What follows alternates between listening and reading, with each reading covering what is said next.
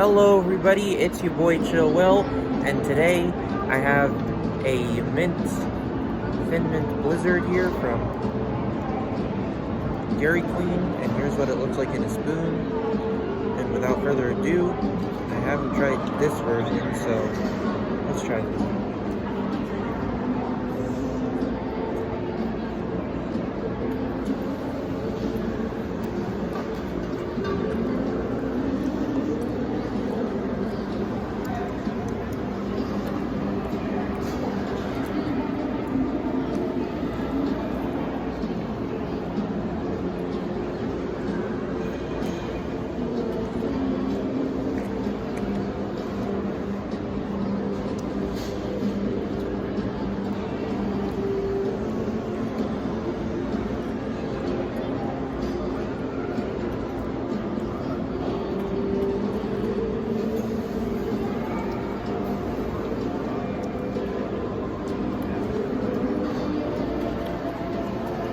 Overall, it's pretty good.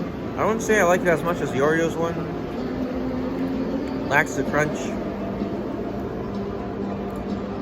But it still has a bit of a crunch in there. There's also these little morsels in there as well. That'll be my review. I'll have to give this a